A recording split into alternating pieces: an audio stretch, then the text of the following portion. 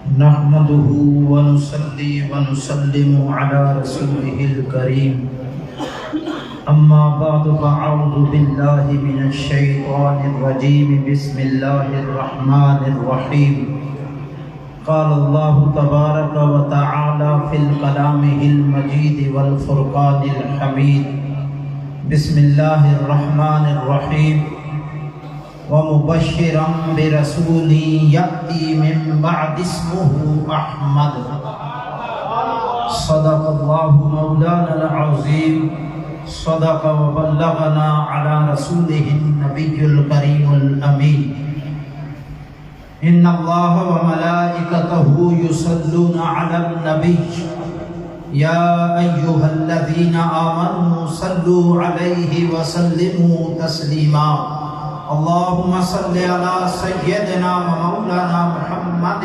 وعلى آل سيدنا ومولانا محمد وبارك وسلم وصلی علیہ۔ نیند تو نہیں آگئی؟ میں صرف آپ سے یہ سوال کر رہا ہوں، نیند تو نہیں آگئی؟ آقا علیہ السلام کے میلاد کی خوشی کے لیے ہم آئے ہیں، اور خوشیوں میں نیندیں نہیں آتی، خوشیوں میں لوگ خوشی مناتے ہیں۔ اور پھر خوشی کس کی منا رہے ہیں؟ جس ذات کی وجہ سے اللہ رب العزت نے ساری کائنات کو بنایا۔ اب آقا علیہ السلام کا نام نامی اس میں گرامی جب لیا جائے تو بندہ خاموش رہے۔ حضور کی حدیث مبارکہ ہے کہ جو بندہ مومن حضور کا نام نامی اس میں گرامی اس کے سامنے لیا جائے اور بندہ خاموش رہے، وہ جان لے کہ اس نے جنت کا راستہ بھلا دیا ہے، اسے جنت کا راستہ ہی نہیں ملے گا۔ تو ہم جنت کے اندر بیٹھ کر ہم جنت کو بھولے ہوئے ہیں، حضور کا نام نامی اس میں گرامی لیا جا رہا ہے اور آپ خاموش ہیں۔ میرے خیال میں نیند آ گئی۔ اگر نیند آ گئی ہے تو کوئی پابندی نہیں، سونے کی اجازت ہے، باہر جا کر سو جاؤ، گھر جا کر سو جاؤ۔ لیکن اگر جنت کے اندر مسجدیں کیا ہیں؟ مسجدیں کیا ہیں؟ اللہ رب العزت نے جب حضرت ابراہیم علیہ السلام سے اپنے گھر کی تعمیر کروائی، میرا یہ موضوع نہیں ہے، موضوع کی طرف میں جاؤں گا، لیکن یہ بات عرض کر کے جب ابراہیم علیہ السلام سے اللہ نے اپنے گھر کی تعمیر کروائی، خانہ کعبہ شریف کی جب تعمیر کروائی، تو اللہ رب العزت نے تعمیر ہونے کے بعد ابراہیم علیہ السلام کو حکم دیا کہ لوگوں کو حکم دو کہ اللہ کے گھر کی تعمیر ہو چکی ہے، اور اللہ کے گھر آ کر اس کا طواف کرو، اس گھر کے اندر آ کر اس کی عبادت کرو، اس گھر کی آ کر اس کی زیارت کرو۔ اللہ رب العزت کا حکم حضرت ابراہیم علیہ السلام نے مانا، گھر کا طواف بھی کیا، زیارت بھی کی، عبادت بھی کی۔ لیکن اللہ رب العزت نے فرمایا، اے میرے خلیل، جا کر پہاڑی کے اوپر کھڑے ہو کر کائنات کو سنا دو کہ اللہ کے گھر کی تعمیر کا سلسلہ ختم ہو گیا ہے، اللہ کا گھر تعمیر ہو گیا ہے، اور اللہ کے گھر آ کر عبادت کرو۔ حضرت ابراہیم علیہ السلام عرض کرتے ہیں کہ رب العالمین، میں پہاڑی کے اوپر چڑھ کر اعلان کروں گا، لوگوں کو سناؤں گا، تو میری آواز کہاں تک پہنچے گی؟ آدمی کی آواز کہاں تک پہنچے گی؟ میل، 2 میل تک پہنچ جائے گی، اس سے زیادہ تو نہیں پہنچے گی۔ تو میرے رب نے ارشاد فرمایا، میرے خلیل، آواز دینا تیرا کام ہے، آواز کو پہنچانا میرا کام ہے۔ تو رب ذوالجلال کے حکم کو مانتے ہوئے جب ابراہیم علیہ السلام نے لوگوں کو بتلایا کہ اللہ کے گھر کی تعمیر ہو چکی ہے، اے لوگوں، اس گھر کا طواف کرو، اس گھر آ کر عبادت کرو، اس گھر کی زیارت کرو، تمہیں ثواب ملے گا، تمہیں نیکیاں ملے گی۔ تو خدا کی قسم، جو سوئے ہوئے تھے اس نے بھی اس آواز کو سنا، جو ماں کے پیٹ میں تھے انہوں نے بھی آواز کو سنا، اور جو جاگ رہے تھے انہوں نے بھی اس آواز کو سنا۔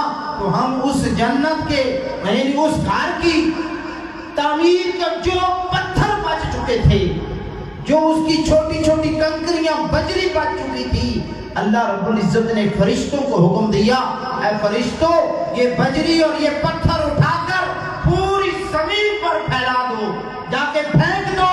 فرشتوں نے وہ پتھر اٹھا کر، وہ بجری اٹھا کر جب زمین پر پھینک دی، جہاں چھوٹی کنکری بجری پڑی وہاں چھوٹی مسجد بن گئی، جہاں بڑا پتھر پڑا وہاں جامع مسجد بن گئی۔ اور یہ مسجدیں جو ہیں جب قیامت کا دن برپا ہوگا تو اللہ رب العزت اپنے گھروں کو، ان مساجد کو اٹھا کر اللہ رب العزت ان کو جنت میں جا کر رکھ دے گا۔ اور آپ جنت میں بیٹھ کر حضور کا نام لیا جائے تو آپ خاموش بیٹھیں، اس کا مطلب یہی نکلتا ہے کہ آپ کو نیند آ گئی۔ اگر نیند نہیں آئی تو کوئی بات اچھی لگے تو سبحان اللہ کہہ دیا کریں۔ جنت میں آپ کے لیے درخت لگا دیا جائے گا۔ جنت میں تو آپ بیٹھے ہوئے ہیں۔ مسجدیں کیا ہیں؟ مسجد ہے جنت کا گھر ہے، اللہ کا گھر ہے۔ یہ کوئی یہ نہ سمجھے کہ لیندلے ڈیرے والوں کی یہ مسجد ہے، نا، یہ باہر سے آنے والوں کی بھی یہ مسجد ہے۔ یہ جنتی گھر ہے، یہ اللہ کا گھر ہے، یہ عبادت گاہ ہے۔ اللہ رب العزت نے جو سب سے پہلے گھر بنایا ہے، عبادت گاہ بنائی ہے، وہ خانہ کعبہ شریف ہے، اللہ کا گھر ہے۔ اور اللہ کے گھر کی نسبت ان مساجد کے لیے ہے۔ ہم اپنی عبادت گاہ اس کو سمجھیں کہ ملکیت کسی کی نہیں ہے، ہر مومن کے لیے یہ اجازت ہے، ہر مومن آ کر اس کے اندر عبادت کر سکتا ہے، اپنے رب کو راضی کر سکتا ہے۔ اور ہم حضور کا میلاد منانے کے لیے، یہ کیا ہم حضور کا میلاد نہ منائیں تو کیا ان کی شان تو کم ہو سکتی ہے؟ کبھی نہیں ہو سکتی۔ ہماری حدیث پاک کے اندر آتا ہے نا کہ جتنی انسانیت اللہ رب العزت نے عطا کی ہے، زمین و آسمان، 7 زمینیں 7 آسمان بنائے ہیں اور ان کے اندر مخلوقات بنائی ہیں۔ مخلوق، پتھر بھی اللہ کی مخلوق ہے، پہاڑ بھی اللہ کی مخلوق ہے، دریا سمندر بھی اللہ کی مخلوق ہے، جانور ہیں، پرندے ہیں، چرند پرند، جو بھی کائنات کے اندر اللہ رب العزت نے بنایا ہے۔ بلکہ میں تو یہ کہوں گا کہ اللہ رب العزت نے سورہ فاتحہ شریف یعنی الحمدللہ رب العالمین، اس کا ترجمہ کیا ہے کہ تمام تعریفیں اس رب کے لیے یعنی اس ذات کے لیے ہیں جو سارے جہانوں کا پالنے والا ہے۔ ہمیں پالنے والا کون ہے؟ ذریعہ ماں باپ ہیں، لیکن دیتا کون ہے؟ اللہ۔ پیدا اللہ کرنے والا ہے، خالق ہمارا اللہ ہے، اور اللہ خالق ہے اور ذریعہ ماں باپ بنتے ہیں۔ ماں باپ کے بعد پھر عزیز رشتہ دار ہیں جو ہماری بہلائی کے لیے، ہماری بہتری کے لیے کام کرتے ہیں، لیکن اصل ذات اللہ کی ہے، پیدا کرنے والی۔ تو اللہ کی پیدا کی ہوئی چیزیں ہمارے لیے اللہ رب العزت نے وہ انعام بنا کر نہیں بھیجے، وہ نعمتیں۔ وَإِن تَعُدُّوا نِعْمَتَ اللَّهِ لَا تُحْصُوهَا، میرے رب کا فرمان ہے کہ تم اگر میری نعمتوں کو گننا شروع کر دو، اس کا شمار کرنا شروع کر دو، تو تم اس کی گنتی نہیں کر سکتی۔ وہ گنتی کر سکتا ہے؟ ایک بیکاری، ایک مانگنے والا کسی کے پاس جا کر مانگنے لگا کہ میرے پاس کچھ نہیں، خدا کے لیے مجھے کچھ دے دو، تو وہ جس کے پاس گیا وہ اللہ والا تھا، وہ اللہ کا نیک آدمی تھا۔ اس نے کہا یہ تو رب کی نافرمانی کر رہا ہے۔ اس نے کہا کوئی نہیں نافرمانی، میرے پاس کچھ نہیں، کچھ تو دینا چاہتا ہے تو دے دے، اگر نہیں دینا چاہتا تو صاف کہہ دے کہ میں کچھ نہیں دیتا۔ اس بزرگ نے کہا کہ تیرے پاس اتنا خزانہ ہے، تو کہہ رہا ہے میرے پاس کچھ نہیں۔ اس نے کہا کیا ہے میرے پاس؟ اس نے کہا کہ اس طرح کرو کہ 5000 مجھ سے لے لو، ایک آنکھ مجھے نکال کے دے دو۔ اس نے کہا یہ کون سی، یہ تو ٹالنے والی بات ہے۔ انہوں نے کہا 10,000 لے لو، دونوں آنکھیں دے دو۔ اسی طرح ایک اعضاء، یہ جو ہماری باڈی ہے، جسم ہے، ایک چیز کی انہوں نے قیمت لگا کر کروڑوں روپے بنا دیے۔ انہوں نے کہا کہ اب بتا تیرے پاس کتنا خزانہ ہے، تو مجھ سے لے لے اور یہ اعضاء جو ہے جو مجھے دے دے۔ اس نے کہا یہ نہیں ہو سکتا۔ تو ان بزرگوں نے کہا کہ اللہ رب العزت نے اتنی نعمتوں سے تجھے نوازا ہے اور تو کہتا میرے پاس کچھ نہیں۔ اللہ رب العزت نے ہمیں سب کچھ دیا ہے، اور اللہ رب العزت کا تو فرمان ہے لقد من اللہ علی المؤمنین اذ بعث فیہم رسولا. اللہ رب العزت نے مومنوں پر احسان فرمایا اور ساری چیزیں دے کر، ساری نعمتیں دے کر احسان جتلایا نہیں ہے. جب جتلایا ہے تو اپنا محبوب دے کر، اپنا رسول دے کر احسان جتلا دیا کہ لوگوں، ایمان والوں، اے ایمان والوں، میں نے تم پر احسان کیا ہے، تجھے اپنا رسول عطا کیا ہے. کوئی محبوب بھی اپنا کسی کو دیتا ہے؟ محبوب کی تو بات ہی کوئی کرنے نہیں دیتا. تو اللہ کا جو محبوب ہو ان کی شان کا کون اندازہ کر سکتا ہے؟ تو اللہ رب العزت نے، برادران اسلام، میں تو آپ کے سونے کے حوالے سے بات پتہ نہیں لمبی ہی کر گیا ہوں. سب سے پہلے میں اپنے موضوع کی طرف آ رہا ہوں. مجھے روک بھی دیا گیا ہے اور میں تو کچھ اور سوچ کے آیا تھا، اور ساتھ ساتھ میں یہ بھی سوچ رہا ہوں کہ میں کس موضوع سے حضور کی شان بیان کرنا شروع کروں. حضور کے مخالفوں کی بات کروں. مخالف بھی بات کرتے ہیں تو مخالفت ضرور کرتے ہیں، لیکن جس نے حضور کی مخالفت کی ہے، خدا کی قسم اس نے دنیا کے اندر بھی عذاب اور رسوائی اور ذلیل ہو کے گیا ہے، اور پھر مرنے کے بعد بھی جو اس کا حشر ہوگا وہ بھی قرآن و حدیث کے اندر موجود ہے. ہم اس کو اگر اس کا مطالعہ کریں تو وہ موجود ہے. تو میں سب سے پہلے اس انجمن نوجوانان، اس انجمن کمیٹی، اس مسجد کی جو کمیٹی نوجوان جو مجھے اپنے دل کی دھڑکن کہتے ہیں، میرے مربی، میرے محسن، وہ جو نوجوان، اللہ ان کی جوانیوں کو پاکیزہ فرمائے، اللہ ان جوانوں کی صحت یابی اللہ نصیب فرمائے، اللہ ان کی ہر مراد کو پورا فرمائے. میرے آنے والے تمام احباب، مہمانان گرامی اور محراب و منبر کے وارثان، علماء کرام، نعت خوان حضرات، اور جتنے بھی اللہ رسول صلی اللہ علیہ وآلہ وسلم کے غلام آپ تشریف فرما ہیں، میں سب سے پہلے آپ سب کو مبارکباد دیتا ہوں کہ حضور صلی اللہ علیہ وسلم کے میلاد پاک کی محفل میں ہم سب شامل ہوئے ہیں. اللہ کا فرمان ہے وَذِكْرُهُمْ بِأَيَّامِ اللَّهِ، وَذِكْرُهُمْ بِأَيَّامِ اللَّهِ، اللہ کے دنوں کا ذکر کرو. تو کیا یہ سب سے بڑا دن نہیں ہے کہ جس دن کی ہم آج یہ محفل سجائے بیٹھے؟ حضور صلی اللہ علیہ وسلم جس دن تشریف لائے ہیں وہ سارے دنوں سے افضل دن ہے.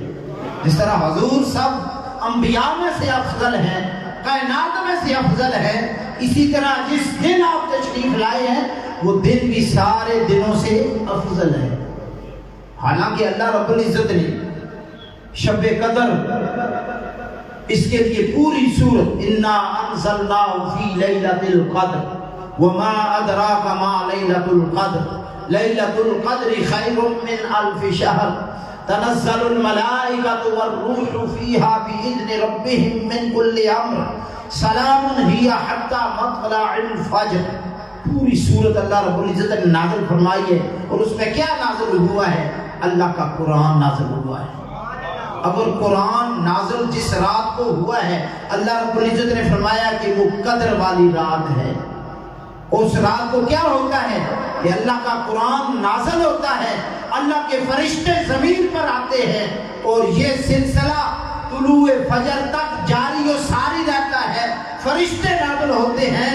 تو یارو اگر قدر والی رات جس کے اندر قرآن نازل ہوا ہے وہ قدر والی ہو سکتی ہے، تو صاحب قرآن جس رات کو تشریف لائے اس کی شان کا کون اندازہ کر سکتا ہے؟ نعرہ رسالت، نعرہ تحقیق، نعرہ حیدری، آمد مصطفیٰ، آمد مصطفیٰ، آمد مجتبی، آمد مرتضی، سیدی مرشدی. حضرات محترم، حضور کے میلاد کے لیے لوگ سوال کرتے ہیں، میں ساری چیزیں ساتھ ساتھ سمیٹتا جاتا ہوں.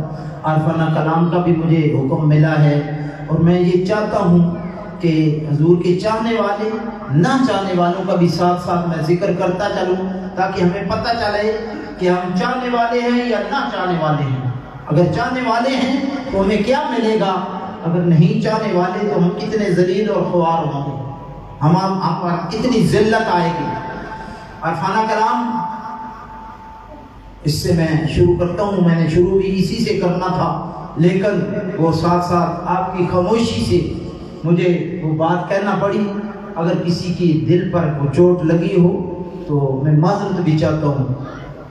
حضرات محترم، اللہ کی نعمتیں بے شمار ہیں، ہم پر جو کرم ہوا ہے، آپ نے تقریر پورے حوالے کے ساتھ قرآن و حدیث کی روشنی میں، ترنم میں، اشعار میں ہر طرح کی آپ نے سن چکے ہیں، تو میں اتنا ترنم تو شاید نہ لگا سکوں، اتنا زور بھی آپ مجھ سے نہیں لگتا، لیکن کوشش کرتا ہوں۔ عارفانہ کلام حضرت سلطان العارفین حضرت سلطان بہو سرکار کے کلام سے میں اس کی ابتدا کرتا ہوں، کیونکہ بزرگوں کا سہارا لینا، ان کا وسیلہ لینا یہ ہم پر فرض ہے، یہ اللہ کا فرمان ہے۔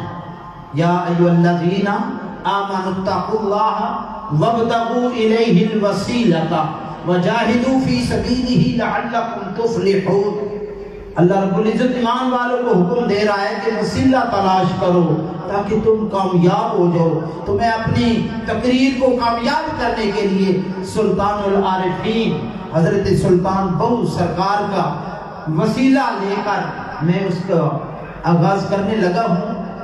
سلطان العارفین وہ ہستی تھے، اللہ رب العزت نے آپ کے چہرے پاک کے اندر اتنا اثر رکھا تھا کہ اس وقت جب آپ اپنے آستانہ پر یا کسی جگہ آپ تشریف لے جاتے تھے تو ہندو ان کی کثرت تھی، زیادہ لوگ ہندو تھے، تو ہندوانیاں جو ہیں وہ اپنے بچوں کو چھپا لیتی تھی کہ سلطان العارفین حضرت سلطان بہو جس طرف جاتے ہیں، کوئی دیکھنے والا جب آپ کو دیکھتا ہے تو وہ فوراً کلمہ پڑھ لیتا ہے، وہ ایمان والا ہو جاتا ہے، لہذا اپنا مذہب چھوڑ دیتا ہے۔ تو اس ہستی کا میں اب وسیلہ لے کے ان کے شعر سے اپنی ابتدا کر رہا ہوں۔ آپ فرماتے ہیں، نام سے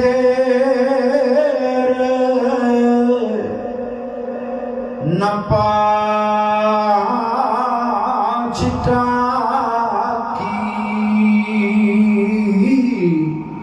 نا پوری سرسائی ہو،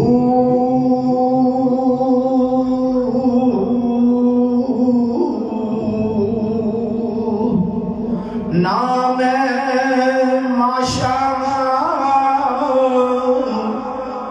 نام تولا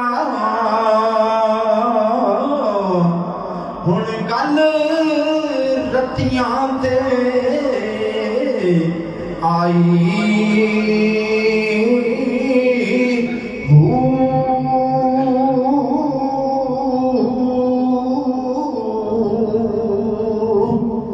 رتی ہوا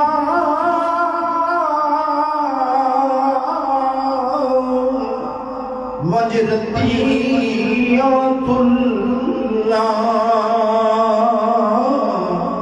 او بھی پوری نہیں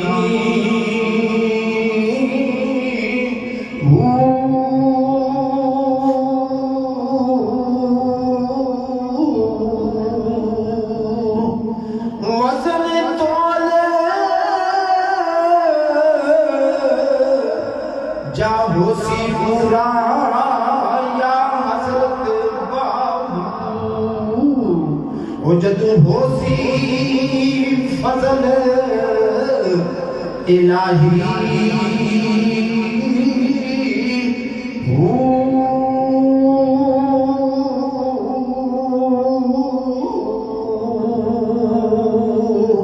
آج ہم پر اللہ کا فضل اور کرم ہوا ہے، آپ دیکھ رہے ہیں کہ ہم میلاد مصطفیٰ صلی اللہ علیہ وسلم کی محفل کا انعقاد کر کے بیٹھے ہیں.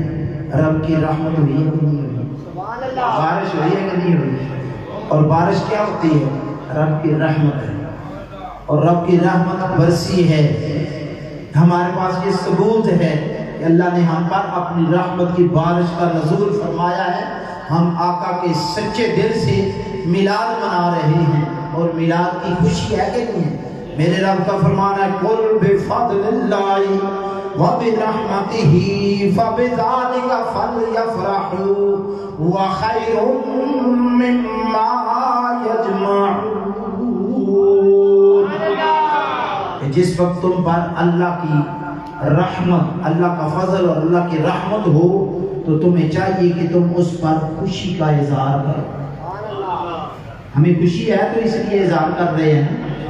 خوشی کچھ سنا رہے ہیں، کچھ سن رہے ہیں. حضور کے آنے کی خوشی ہے. لوگ اصرار کرتے ہیں، لوگ یہ سوال کرتے ہیں کہاں لکھا ہے؟ تو یہ اللہ کی آیت، اندھوں کو کیا پتا ہے کہ اللہ کی آیت کے اندر کیا لکھا ہے؟ اللہ فرما رہا ہے قُلْ بِفَضْلِ اللَّهِ وَبِرَحْمَتِهِ فَبِذَلِكَ فَلْيَفْرَحُوا، کہ جب تم پر میرا فضل ہو جائے، میری رحمت تمہیں مل جائے تو تمہیں چاہیے کہ تم اس پر خوشی مناؤ. پھر کہتے ہیں کس نے خوشی منائی ہے؟ حضور جب معراج پر گئے تھے تو آسمان والوں نے خوشیاں منائی تھی کہ نہیں منائی تھی؟ رب نے سارے آسمانوں کو سجایا تھا کہ نہیں سجایا تھا؟ حوروں کو حکم دیا تھا کہ جنت کو سنوار دو، دوزخ کو بند کر دو. میرے آقا میرے محبوب تشریف لا رہے ہیں تو اللہ رب العزت نے خود بھی خوشی منائی ہے. اور حضور علیہ السلام جس آسمان پر گئے ہیں ہر نبی نے خوشی منائی، ہر نبی نے خوشی منائی ہے. پھر یہ دیکھیں صحابہ نے کب خوشی منائی ہے؟ تو جب حضور مکے سے ہجرت فرما کر مدینہ طیبہ تشریف لائے گئے تھے تو اس وقت مدینے والوں نے خوشی منائی تھی کہ نہیں منائی تھی؟ نجار کی لڑکیوں نے حضور کی خوشی دف بجا کر طلع البدر علینا یہ نعت پڑھی تھی کہ نہیں پڑھی تھی؟ آپ نے بارہا مرتبہ سنا ہے. تو ان کو جواب دینا کہ وہ کون تھے جنہوں نے اپنی ظاہری آنکھوں سے میرے آقا کا دیدار کیا ہے، آقا کی زیارت کی ہے. وہ صحابی ہے. ہم صحابی تو نہیں ہو سکتے، ہم جو صحابہ کے قدموں کی خاک کے برابر بھی نہیں. وہ سچے لوگ تھے، وہ بڑے لوگ تھے. لوگ سوال کرتے ہیں آقا کے میلاد پر کیا صحابہ نے کچھ خرچ کیا تھا؟ حضرت سیدنا صدیق اکبر رضی اللہ تعالیٰ عنہ کا فرمان ہے کہ جس نے 1 روپیہ، انہوں نے تو 1 درہم بتایا ہے، ہم اپنے کرنسی کے مطابق، جس نے 1 روپیہ حضور کے میلاد پر خرچ کیا ہے، اللہ کے رسول کے وہ محبوب جو غار کے بھی یار ہیں، مزار کے بھی یار ہیں، سیدنا صدیق اکبر فرماتے ہیں کہ اللہ رب العزت کے محبوب کی میلاد کی خوشی میں 1 روپیہ خرچ کرنے والا کل قیامت کے دن میرے ساتھ جنت میں جائے گا. تو صدیق اکبر کون ہے؟ حضور کے یار ہیں کہ نہیں؟ اللہ کے پیارے ہیں کہ نہیں ہیں؟ وہ صدیق کہ جنہوں نے حضور کے ایک حکم پر سارے گھر کا گھر حضور کی بارگاہ میں جا کر نچھاور کر دیا. کہا کے اندر پوچھا اے صدیق گھر میں کیا چھوڑ کے آئے ہو؟ صدیق عرض کرتے ہیں میں اللہ اور اللہ کے رسول کو چھوڑ کے آیا. جو انہوں نے اپنے روپے پیسے سے محبت کی تھی، اس سے پیار کیا تھا، انہوں نے اپنی جانیں قربان کر رکھی تھی. صحابہ نے تو جانیں قربان کر رکھی تھی. یہ تو صدیق کہہ رہے ہیں. اور حضرت عمر فاروق رضی اللہ تعالیٰ عنہ کیا کہہ رہے ہیں؟ آپ فرماتے ہیں کہ جس نے آقا علیہ السلام کے میلاد پر 1 روپیہ خرچ کیا ہے، اس نے جنگ بدر اور جنگ حنین میں حصہ لینے کے برابر ثواب حاصل کیا. قربان جائیں. جو مجاہدین جنگ میں جاتے ہیں کیا وہ اپنی جان بچانے کے لیے جاتے ہیں؟ وہ تو جان دینے والے ہوتے ہیں. وہ اپنی جان کا نذرانہ پیش کرنے کے لیے جاتے ہیں. تو آپ فرماتے ہیں کہ جنگ بدر اور جنگ حنین جتنا ثواب اسے مل رہا ہے تو کیا یہ کم ثواب ہے؟ حضرت عثمان غنی رضی اللہ عنہ آپ فرماتے ہیں کہ جس نے 1 روپیہ حضور کے میلاد کے اندر خرچ کیا ہے، لوگ کہتے ہیں لنگر پکایا ہے، امام کو دیا ہے، خطیب کو دیا ہے، نعت خواں کو دیا ہے، وہ تم کون ہو دینے والے؟ پہلے عزیزوں نے یہ شعر پڑھا ہے نا کہ کون دیتا ہے دینے کو منہ چاہیے، تمہارا منہ دینے والا ہے، دینے والا کون ہے؟ وہ میرا آقا دینے والا ہے۔ واللہ خیر الرازقین،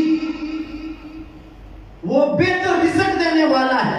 حضرت عثمان غنی رضی اللہ تعالیٰ عنہ آپ فرماتے ہیں کہ جس نے حضور کے میلاد میں 1 روپیہ خرچ کیا ہے، اللہ رب العزت اس کو بغیر حساب کے جنت میں داخل فرمائے گا۔ اور حضرت علی کرم اللہ وجہہ یہ حضور کے وہ صحابہ ہیں جو حضور کے یار ہیں، ہر وقت حضور کی بارگاہ میں بیٹھنے والے، حضور سے ہر وقت فیض لینے والے، حضور کی محبت کرنے والے۔ ایک مرتبہ حضرت صدیق اکبر بھی بیٹھے ہوئے ہیں، عمر فاروق بھی بیٹھے ہوئے ہیں، عثمان غنی بھی بیٹھے ہوئے ہیں، علی کرم اللہ وجہہ بھی بیٹھے ہوئے ہیں۔ میرے حضور نے شفقت کی نگاہ فرمائی، ارشاد فرمایا اے صدیق تمہیں کیا سب سے زیادہ پسند ہے؟ عمر تمہیں سب سے زیادہ کیا چیز پسند ہے؟ عثمان تم بتاؤ کیا چیز پسند ہے؟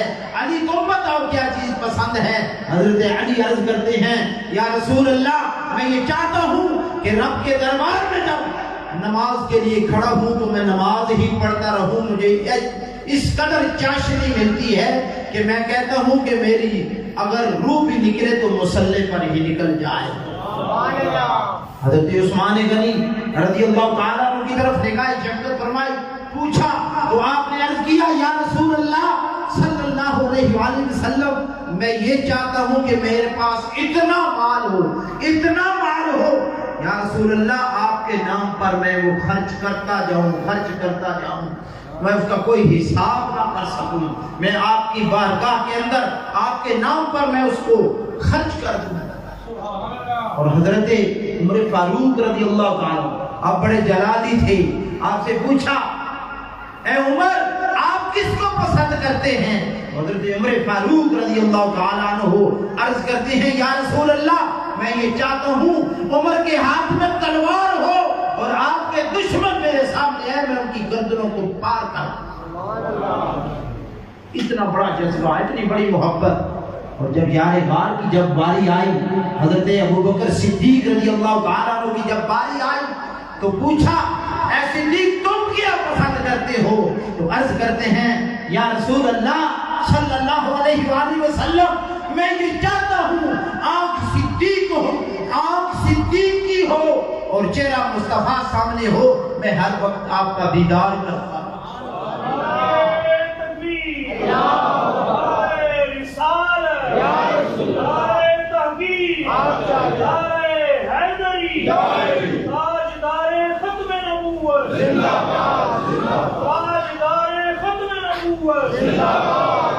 حضرات محترم صحابہ کرام کا تو یہ عقیدہ تھا، تو ہم ایک دوسرے کے سوال سن سن کے اپنے دماغوں کو خراب کرتے ہیں۔ سب سے پہلے حضرت آدم علیہ السلام سب سے پہلے نبیوں میں 1,24,000 کم و بیش نبی دنیا میں تشریف لائے، تو اللہ رب العزت نے سب سے پہلے اپنے محبوب کا جب تعارف کرایا تو صحابہ کرام کی روحوں کو اکٹھا کیا۔ تیسرے سپارے کی آخری رکوع جو ہے وَإِذْ أَخَذَ اللَّهُ مِيثَاقَ النَّبِيِّينَ لَمَا آتَيْتُكُم مِّن كِتَابٍ وَحِكْمَةٍ ثُمَّ جَاءَكُمْ رَسُولٌ مُصَدِّقٌ لِّمَا مَعَكُمْ لَتُؤْمِنُنَّ بِهِ وَلَتَنصُرُنَّهُ۔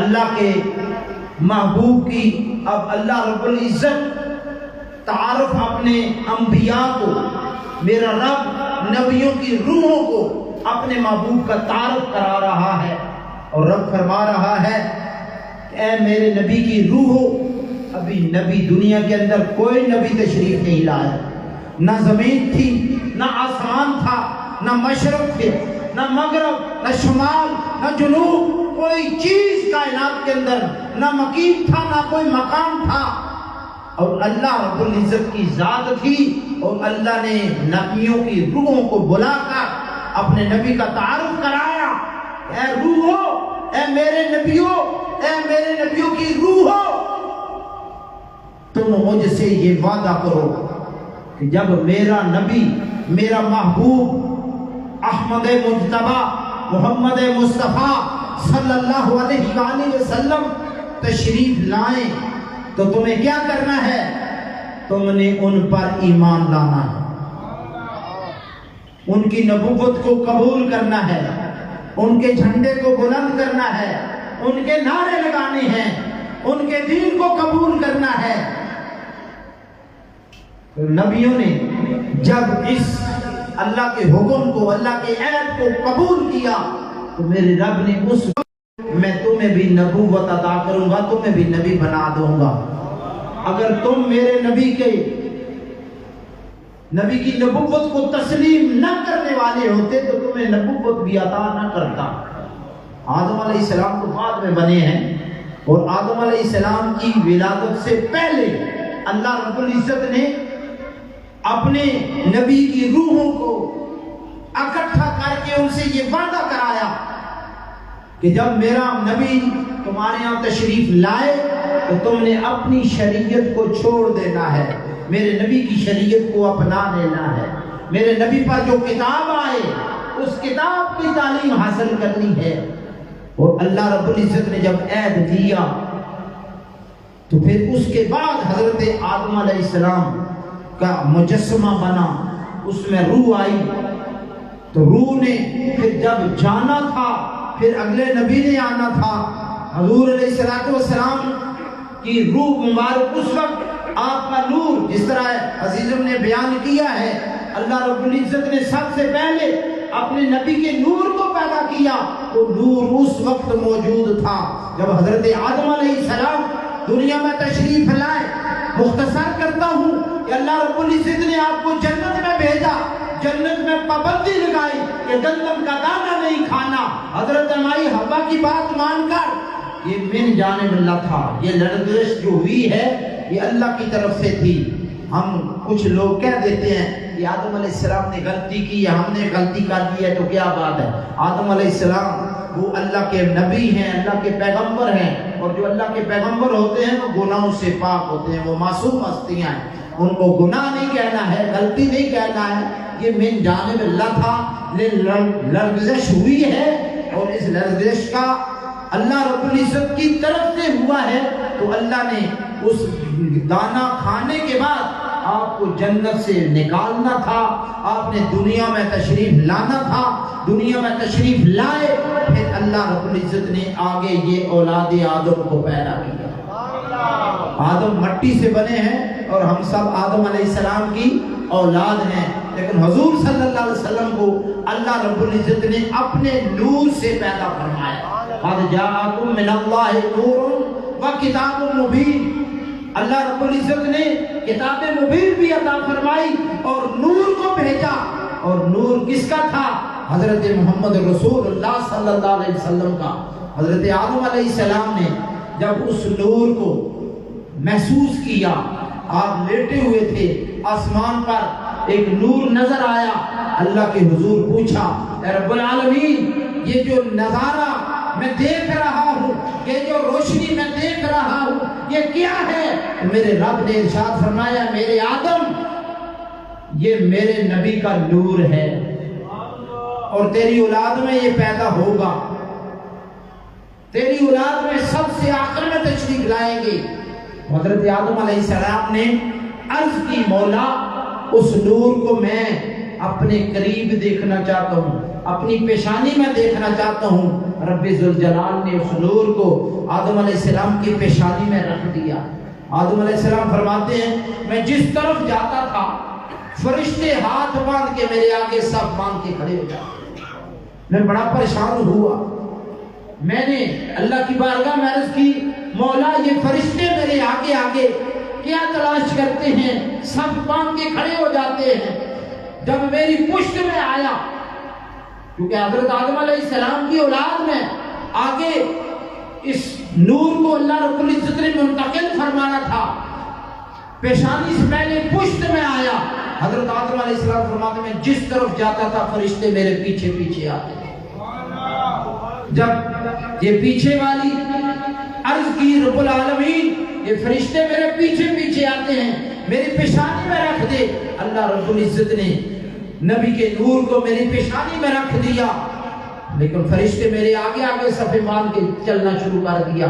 میں نے پھر رب کی بارگاہ میں عرض کی، مولا اس نور کو میں اپنی آنکھوں سے دیکھنا چاہتا ہوں۔ تو اللہ رب العزت نے ارشاد فرمایا، اے پیارے آدم اپنے ہاتھ کے انگوٹھوں کے ناخنوں میں دیکھو۔ جب حضرت آدم علیہ السلام نے اپنے انگوٹھوں کے ناخنوں میں دیکھا تو نور نبی نظر آیا، تو آپ نے قرۃ عینی دیکھا، یا رسول اللہ صلی اللہ علیہ وسلم پڑھا اور آنکھوں پر لگایا، یا رسول اللہ آپ کا نور میری آنکھوں کی ٹھنڈک ہے۔ تو حضرت آدم علیہ السلام کی یہ سنت ہے، جب حضور کا نام نامی اس میں گرامی لیا جاتا ہے تو ہم انگوٹھے چوم کر آنکھوں پر لگاتے ہیں کہ نہیں لگاتے؟ یہ اور آدم علیہ السلام کی اولاد، ہم سب آدم علیہ السلام کی اولاد ہیں، اور اولاد جو ہے وہ اپنے باپ کی سنت ادا کرتی ہے، اور جو نافرمان یہ کہتے ہیں کہ یہ انگوٹھے چومنا یہ کیا ہے، ان کو یہ بتلا دو آدم علیہ السلام نے کیوں چومے تھے۔ اگر آدم علیہ السلام کی سنت ہم اپنا رہے ہیں تو ہم اپنے باپ کا حکم مان رہے ہیں، باپ کے نافرمان نہیں ہیں، باپ کے ماننے والے ہیں، باپ کے چاہنے والے ہیں۔ اولاد وہی کامیاب ہوتی ہے جو اپنے ماں باپ کے نقش قدم پر چلتی ہے، جو اپنے ماں باپ کو ستاتے ہیں، ماں باپ کو پریشان کرتے ہیں، وہ کبھی یہ نہ خیال کریں ہم پتہ نہیں کس مرتبے پر پہنچ جائیں گے، وہ دنیا کے اندر بھی ذلیل ہی ہوتے ہیں اور آخرت میں بھی وہ ذلیل ہی ہوں گے۔ حضرت محترم آدم علیہ السلام کے بعد حضرت شیس علیہ السلام کو آپ نے یہی نصیحت کی کہ آقا علیہ السلام تشریف لائیں گے، آپ کے دین کو یعنی آپ نے بھی ایمان لانا ہے، انہوں نے بھی ایمان لایا۔ نوح علیہ السلام آپ کی طوفان، آپ کی وہ کشتی، حضرت نوح علیہ السلام نے اپنی کشتی پر حضور صلی اللہ علیہ وآلہ وسلم کا نام نامی اس میں گرامی لکھ کر رکھا ہوا تھا، اور جب اس نام کو سامنے کیا تو آپ کی کشتی کنارے پر لگ گئی۔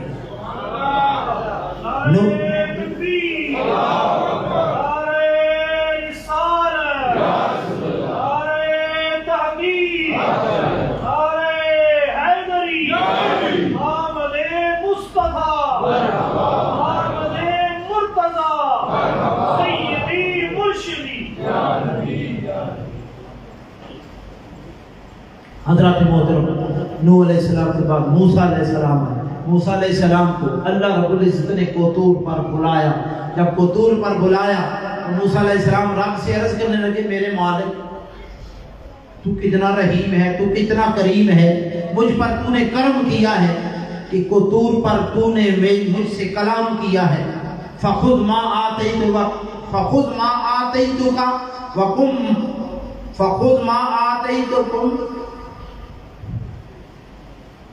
من الشاکرین ومت علی توحید وحب محمد صلی اللہ علیہ وآلہ وسلم۔ کہ رب العالمین تو کتنا کریم ہے کہ تو نے مجھے اس اتنے کرم سے نوازا ہے کہ تو مجھ سے کلام کر رہا ہے، میں تیرا شکر ادا کرتا ہوں۔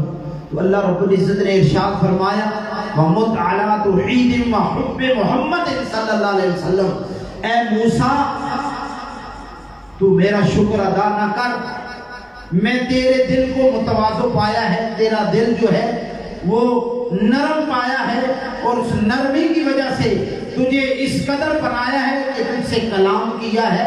یاد رکھ تو میری توحید پر اور میری توحید پر ایمان لا کر پھر میرے محبوب کی محبت کرنا، اگر میرے محبوب سے محبت کرے گا تو پھر میں تیری یہ ساری عاجزی قبول کر لوں گا۔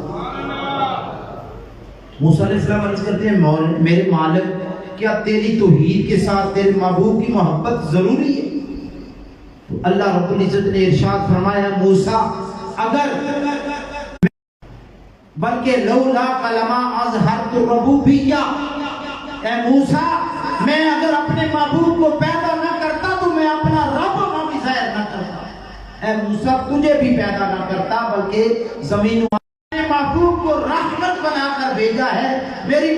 میری ربوبیت کتنی ہے، اللہ رب العزت نے، مفسرین کرام نے وہ مثال پیش کی ہے۔ فرماتے ہیں کہ رب کے عرش کے نیچے اس کی رحمت کا دریا بہہ رہا ہے۔ اس کا دریا میں کیا ہوتا ہے؟ ریت ہوتی ہے نا، پانی ہوتا ہے، پانی کے اندر ریت ہوتی ہے اور ریت کے اندر ذرے، ایک ایک ذرہ کتنے باریک، ایک مٹھ ہم ریت اٹھا لیں نا ان کے ذروں کی ہم گنتی نہیں کر سکتے ہیں؟ اگر کوئی کر سکتا ہے تو بتائے۔ ہم ویسے تو زبانی کلامی اپنی باتوں سے پتہ نہیں کیا کیا کر دیتے ہیں، لیکن ریت کے ذروں کی گنتی کوئی نہیں کر سکتا۔ ریت کے اندر ذرے ہیں اور اللہ فرماتا ہے کہ ذروں کے اندر، ہر ذرے کے اندر میں نے ایک جہان پیدا کیا ہے۔ ایک جہان کے اندر ہم بھی رہتے ہیں، ایک دنیا ہے نا ہماری، جس دنیا میں ہم پھنس رہے ہیں، جس دنیا کے اندر ہم نے دل لگایا ہوا ہے، جس دنیا کے اندر ہم بڑے چودھری بنے ہوئے ہیں۔ ہم اپنے آپ کو کیا سمجھ رہے ہیں؟ نہ ادب ہے، نہ احترام ہے، نہ دین ہے، نہ اسلام ہے۔ ایک مثال بھی ہے کہ آج کل کا جو ماڈرن دور ہے سوشل میڈیا کا، تو ایک بچے نے اپنے دادا جان سے بات کہی کہ دادا جان آپ کیسی زندگی گزار چکے ہیں، نہ آپ کے پاس ٹی وی تھا، نہ آپ کے پاس کوئی موبائل تھا، نہ انٹرنیٹ تھا، نہ کچھ بھی، یہ کوئی آپ کے لیے کوئی سہولت نہیں۔ تو بابا جی نے جواب دیا، ہاں تمہارا دور ٹھیک ہے، نہ تمہارے پاس دین ہے، نہ نماز ہے، نہ روزہ ہے، نہ قرآن ہے، اس سے تم دور ہو چکے تھے، اور ہم نے جو زندگی گزاری ہے وہ جس خوشی میں تم گزار رہے ہو وہ ہمیں نہیں ملی۔ ہمیں تو قرآن بھی ملا ہے، ہمیں نماز بھی ملی ہے، ہم تو عبادت کرتے تھے، مکان ہمارے کچے تھے لیکن ہمارے ایمان پکے تھے۔ اور آج کل مکان پکے ہیں، ایمان کچے۔ دنیا کے اندر نہ والدین کا احترام ہے، نہ بڑوں کا احترام ہے۔ تعلیم کتنی ہے کہ میں نے پی ایچ ڈی کیا ہوا ہے، میں نے ایم اے کیا ہوا ہے، ایم اے کوئی نہیں ہے، ایم اے ہی۔ اگر ایم اے ہو نا اس کے اندر اب ادب ہونا چاہیے۔ شیطان نے کتنا علم حاصل کیا، چپے چپے پر اس نے سجدے بھی کیے، لیکن سجدوں سے کام نہیں ہوتا۔ یہ نگاہ مصطفیٰ کا کمال ہے جو دنیا بدل دیتا ہے۔ حضرت ابراہیم علیہ السلام نے رب کے حضور دعا مانگی تھی، ربنا وابعث فیہم رسولا من انفسہم یتلو علیہم آیاتک ویعلمہم الکتاب والحکمت ویزکیہم۔ آپ نے یہ دعا مانگی، رب العالمین اپنا رسول بھیج جو ہمیں کتاب و حکمت کی تعلیم دے، ہمیں پاک کر دے، ہمیں تیری عبادت کے طریقے سکھائے۔ اللہ نے آپ کی دعا کو قبول کیا کہ نہیں کیا؟ جب خانہ کعبہ بنایا، میں نے تو آپ کی نیند کی بات خانہ کعبہ کے حوالے کی بھی بات کر دی تھی، لیکن جب خانہ کعبہ بنایا تو اللہ کے حضور یہ دعا مانگی، رب العالمین تیرا گھر تو میں نے تعمیر کر دیا ہے، اس گھر کا امام بھی بھیج۔ تو حضرت ابراہیم علیہ السلام کی دعا سے حضور صلی اللہ علیہ وسلم نے ان کی دعا کو قبول کر کے حضور کو امام بنا کر بھیجا ہے۔ وہ امام الانبیاء ہے، امام انبیاء کے امام ہیں۔ حضور صلی اللہ علیہ وسلم کی خوشی منا۔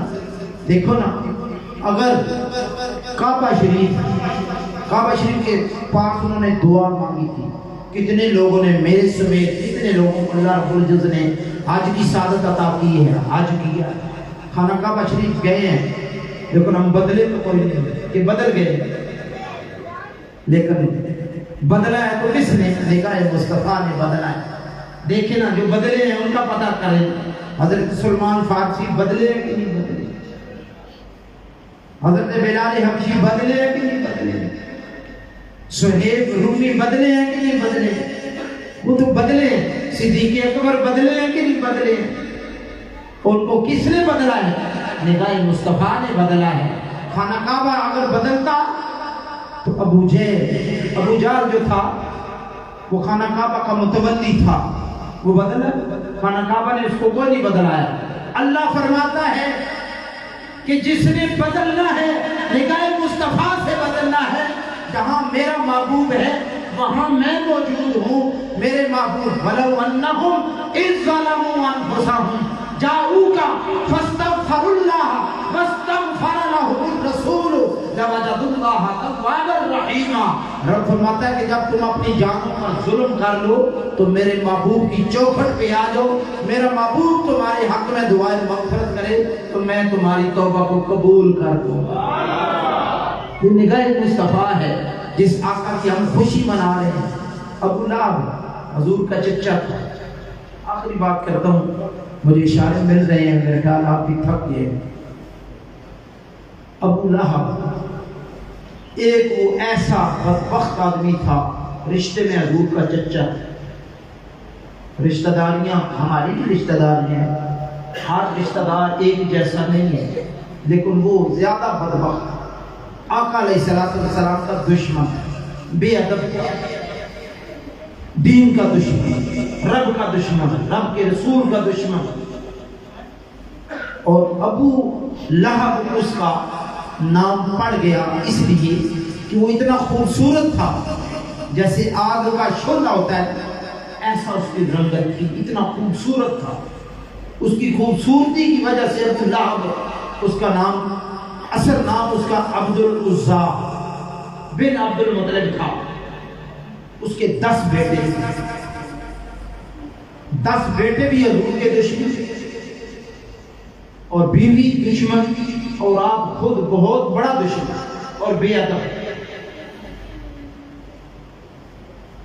ہوا کیا کہ جب حضور علیہ السلام کی ولادت باسعادت ہوئی، یہ بات آپ نے سنی ہوئی ہے، تو ابو لہب کی جو لونڈی تھی سویبیہ، سویبیہ کو ابو لہب نے یہ کہا تھا کہ حضرت عبداللہ، کیونکہ ان کے بھائی تھے، حضرت عبداللہ اس دنیا سے پہلے جا چکے تھے، تو حضرت آمنہ اس وقت حاملہ تھی، تو اس نے اپنی نوکرانی کو، اپنی لونڈی کو یہ بتایا تھا کہ جب ان کے گھر کوئی خوشخبری ہو تو تو نے مجھے بتانا ہے۔ جب حضور علیہ السلام کی تشریف آوری ہوئی، آپ دنیا میں تشریف لائے، آپ کی ولادت باسعادت ہوئی، بات غور سے سننی ہے، بڑا مزہ دے گی آپ کو۔ جب حضور دنیا میں تشریف لائے، سویبیہ کو پتہ چلا، وہ ان کے گھر سے خوشخبری لے کر دوڑتی دوڑتی ابو لہب کے گھر آئی۔ ابو لہب جو ہے وہ اپنے گھر میں چارپائی پر اپنے بیڈ پر لیٹا ہوا تھا، بیٹھا ہوا تھا، تو سویبیہ نے آ کر بتلایا کہ ابو لہب تیرا بھتیجا پیدا ہوا ہے، عبداللہ کے گھر بیٹا ہوا ہے، اور اتنا خوبصورت ہے، اتنا خوبصورت ہے کہ میں نے آج تک اتنا خوبصورت کوئی بچہ دیکھا ہی نہیں۔ تو ابو لہب بھی اس وقت چونکہ وہ خوشخبری سن کر خوش ہوا تھا، تو اس نے اپنی شہادت والی انگلی کا اشارہ کیا اور سویبیہ کو کہنے لگا کہ اس خوشی میں تجھے آزاد کرتا ہوں، تو جا آزاد ہے، اس طرح اشارہ کیا، تو وہ اشارہ رب کے حضور اس طرح قبول ہوا۔ وہ بدبخت اتنا بے ادب تھا، اتنا بے ادب اور اتنا گستاخ تھا کہ جب حضور صلی اللہ علیہ وسلم کی عمر مبارک 7 برس ہوئی، 7 سال کے اب ہوئے، تو اس وقت وہ آپ کے راستے کے اندر کانٹے بچھا دیتا تھا، شیشے توڑ کے آگے پھینک دیتا تھا تاکہ آپ چل کر جائیں اور آپ کے پاؤں مبارک زخمی ہو جائیں۔ اور ایسا ہوا بھی، آپ کے پاؤں مبارک پر کانٹے چوبے، زخمی ہوئے۔ تو جب اس طرح کی وہ دشمنی کرنے لگا، وقت گزرتا گیا، جب آپ کے دادا جان، جب آپ کی عمر مبارک 10 سال ہوئی، تو اس نے اس سے بھی بڑھ کر اور ظلم کرنا شروع کر دیے، ہر جگہ مخالفت، ہر جگہ بے ادبی، ہر جگہ آپ کو برا بھلا کہنے لگا، ساری گستاخیاں چلتی رہی۔ ایک وقت ایسا بھی آیا کہ حضور صلی اللہ علیہ وسلم مکے سے ہجرت کر کے مدینہ چلے گئے، تو آپ کی بیٹی حضرت زینب جو سب سے بڑی بیٹی تھی، اس ظالم نے آپ سے بدلے اور آپ سے اس طرح دشمنی کرتا رہا کہ آپ کی یکے بعد دیگرے، یعنی ایک دن کے اندر ہی آپ کی 2 بیٹیوں کو اس نے طلاق دلوا دی۔ پھر آپ کی بیٹی حضرت زینب جب طلاق ہوئی تو آپ نے اونٹ پر سوار ہو کر مدینہ شریف کا رخ کیا کہ مدینہ شریف حضور کے گھر تک جا کے آپ کو ساری یہ بات بتلانی تھی۔ تو آپ اس وقت حاملہ تھی، حضرت زینب اس وقت حاملہ تھی۔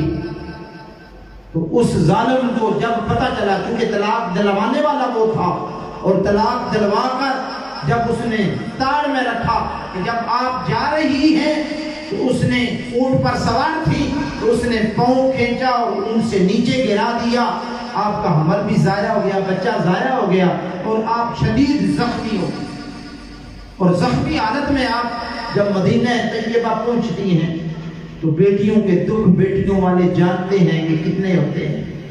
حضور کی بیٹی حضور کی بارگاہ میں جا کر انہوں نے جو سارے مدعا سنائی، حضور علیہ السلام کی آنکھوں سے آنسو جاری ہو گئے، بڑا صدمہ ہوا۔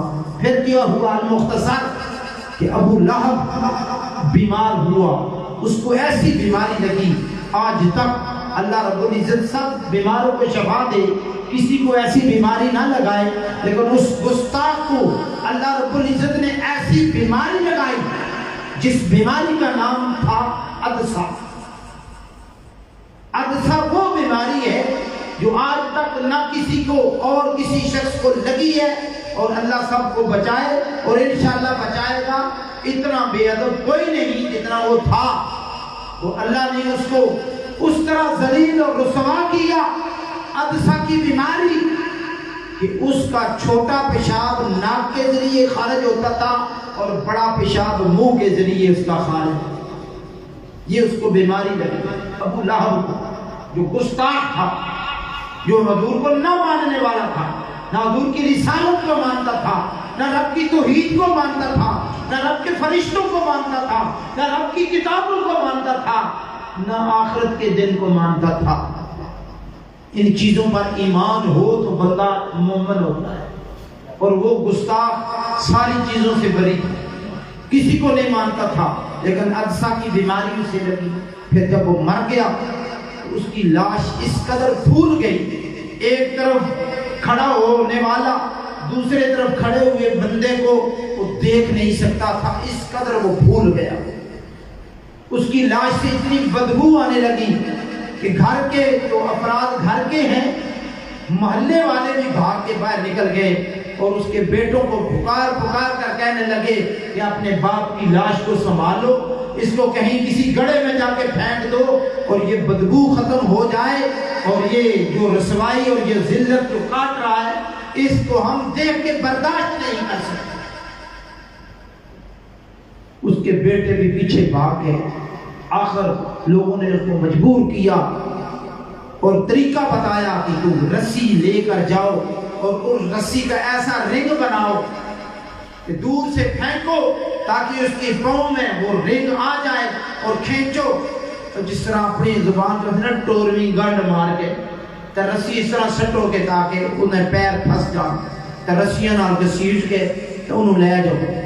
جنہ جنہ گلیاں وچ حضور واسطے کنڈے تھے سٹنا سے، انہاں گلیاں وچ اس نوں گسیٹ کے لوگاں نے تے باسانی ٹیک لا کے تو اسے پھینکنے کے لیے اس جگہ پر لے گئے جس جگہ پر حضرت زینب کو اس نے اونٹ سے گرایا تھا، آپ کو زخمی کیا تھا، اس جگہ پر جا کر بانسوں کی ٹیک لگا کر ایک گڑھے کے اندر پھینک کر انہوں نے مٹی ڈال دی، اور اس کو اس دنیا کے اندر بھی اتنی ذلت اور رسوائی کاٹنا پڑی، تو اگلی دنیا کے اندر پھر اس کے پاس حضرت عباس جو اس کے بھائی بھی تھے، حضور کے چچا تھے، حضور کی حدیث مبارکہ کے بے شمار حدیث مبارکہ کے راوی ہیں، اب فرماتے ہیں 1 سال گزرنے کے بعد میں نے خواب میں دیکھا ابو لہب کو، میں نے دیکھ کر میں نے اس سے پوچھا کہ اللہ رب العزت نے تیرے ساتھ کیا سلوک کیا؟ اس نے جواب دیا اور تو مجھے کوئی سکھ کی ایک گھڑی بھی نہیں ملی، لیکن سوموار والے دن میری اس شہادت والی انگلی سے مجھے ٹھنڈک بھی محسوس ہوتی ہے اور ایسا شربت مجھے ملتا ہے جو میں پیتا ہوں اور میری وہ ساری پیاس بجھ جاتی ہے جو پورے ہفتے کی مجھے پیاس لگی ہوتی ہے۔ تو پوچھا وہ سوموار والے دن تیرا کیا عمل تھا؟ تو اس نے جواب دیا کہ میں نے اپنی لونڈی کو حضور صلی اللہ علیہ وسلم کی ولادت باسعادت کی خوشی میں آزاد کیا تھا، وہ اشارہ کرنا تھا، تو رب نے میرے اس انگلی کے اندر وہ ٹھنڈک پیدا کر دی ہے جو ہر سوموار کو مجھے ملتی ہے۔ اور ویسے تو میں ہر طرح ہر روز آگ دوزخ کی آگ میں جلتا ہی رہتا۔ تو حضرات محترم آپ اندازہ لگا لیں، لوگوں نے بڑے بڑے کام کیے ہیں۔ طبہ بادشاہ آپ نے سنا ہوگا، یمن کا رہنے والا، یہ حضور صلی اللہ علیہ وسلم کی ولادت باسعادت سے 1000 سال پہلے کی بات ہے۔ حضور کی ولادت سے 1000 سال پہلے۔ تھک تو نہیں کہ بات سنا دوں یا رہنے دو؟ مرضی تو کوئی گل سنا دو، میں ویسے ہی سنانا رہا۔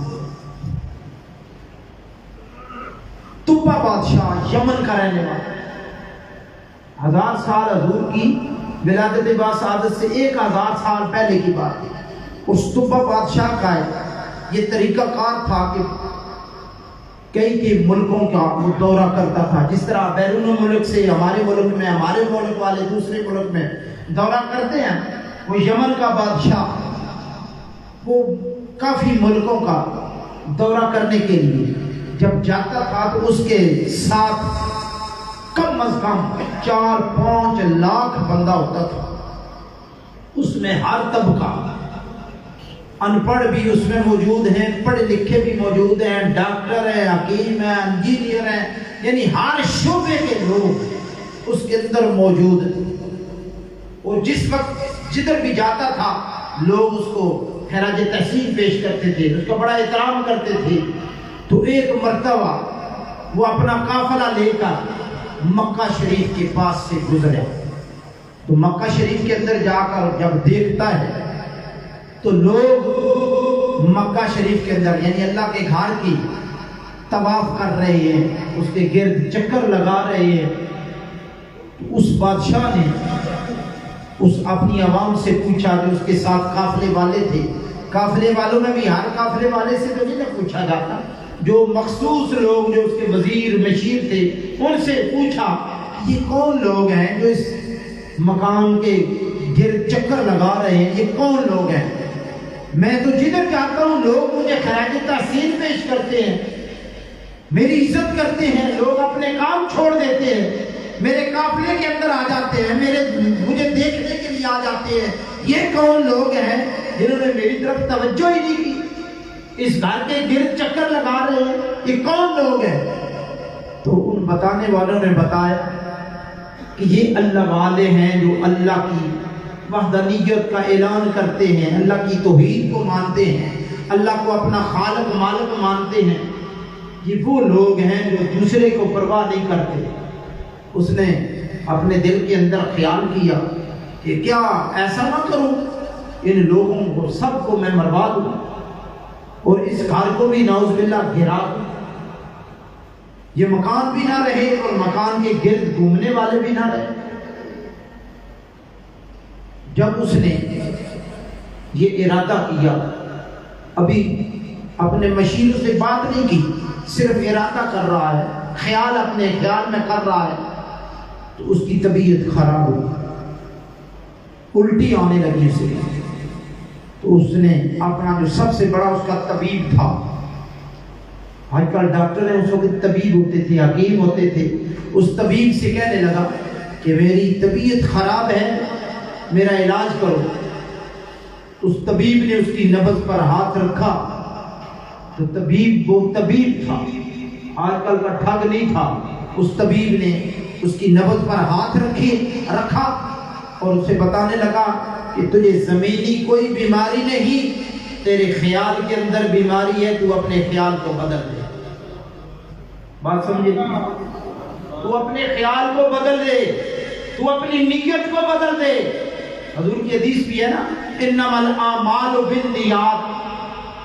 کو جیسی بابا نیت کی تھی رہے جا کھیر کھاسا میلاد سے چلیے کھیر کھاسا، کوئی نیتیں کر کے آئے، کوئی حضور نہ میلاد منانا لے، کوئی خوشی منانا لے، کوئی تکڑ آئے میں پتہ نہیں کہ اسی ہوتا ہے جی. لیکن جڑے میلاد منانا لے وہ اللہ نے فضل نہ، اللہ نے گھر میں جم کے بیٹھے سن بھی رہے اور سمجھ بھی رہے. لیکن جب اس طبیب نے کہا کہ اپنی نیت بدلو، تیری نیت کے اندر خرابی ہے، تیری طبیعت اس لیے خراب ہے، وہ اپنی نیت کو بدل لے. ہماری نیت بھی اگر ٹھیک ہو نا، خدا کی قسم ہمارا بیٹھنا اللہ کے حضور قبول ہی قبول ہے. یہ نیت یہ ہو کہ میلاد سن کے آگے گھر سو رہے سا، صبح نے نماز ہی نہیں پڑھنی، سویرے جا کے کیا کر سا، دوسرے نے چوری پٹھے کپ لے سا، دوسرے نے نقصان دے سا، دوسرے نے گالا چار کر لے سا، برا بھلا آگ سا، رات نہیں تقریر نہیں پارے جا سکتا، کوئی نہیں پیسے لٹنے واسطے آ کے پتہ نہیں کہ واقعات سنا کے پتہ نہیں صحیح بھی ہے یا نہیں ہے. یہ اپنی نیت ہوتی ہے. لیکن خالص نیت ہو گئے اللہ پاک اس نیت نہ پھل بندے نہ ضرور دے. اس طبیب نے آخیا تیری نیت جو خرابی ہے اپنی طبیعت نو ٹھیک کر. جب اس نے طبیعت کے بارے میں بتایا تو اس نے اپنی نیت بدل لی.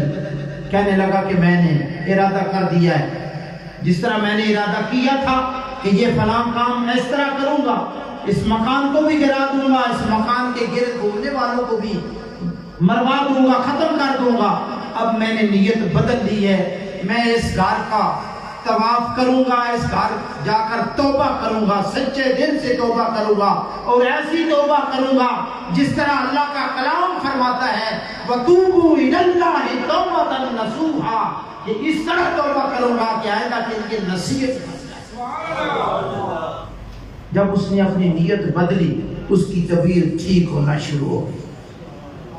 جب طبیعت ٹھیک ہوئی اس نے حکم دیا اب قافلے والوں آگے سفر کرو، اس گھر میں آ کر اس گھر کا طواف بھی کروں گا، اس گھر کے اندر توبہ بھی کروں گا. اب سچے دل سے میں نے توبہ کر بھی لی ہے، لیکن پھر واپسی پر اس قافلے کو کسی ٹھکانے پر لگا کر پھر اس گھر کا طواف کروں گا، اس گھر آ کر توبہ کروں گا. جب اس نے اس گھر کی دیدار کے لیے، اس گھر کی زیارت کے لیے، اس گھر کے اندر عبادت کرنے کے لیے نیت کر لی تو طبیعت ٹھیک ہو گئی. سفر کرتے کرتے مختصر کرتا ہوں، دورہ کرتے کرتے مدینہ پاک سے گزر رہا ہے. جب مدینہ پاک سے گزرتا ہے تو اسے خوشبو آئی تو کہنے لگا یہ تو خوشبو ایسی ہے جس طرح میں نے اپنی کتابوں کے اندر پڑھا ہے کہ نبی آخر الزمان تشریف لائیں گے، آخری نبی ہوں گے جو سارے نبیوں کے سردار ہوں گے، حضور رحمت للعالمین ہوں گے، ان کی خوشبو مجھے اس زمین سے آ رہی ہے. تو طبیبوں نے کہا کہ ٹھیک ہے، آپ جو کہتے ہیں کتابوں کے اندر اللہ کی کلام کے اندر تو نے پڑھا ہے تو یہ سچ ہے.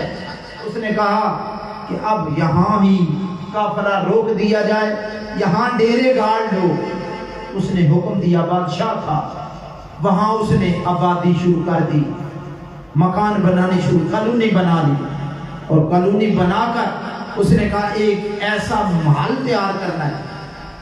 اکتا تو نہیں گئے، تھوڑا واقعہ رہ گیا ہے، بہت قریب، آپ کو آخر میں مزہ آئے گا.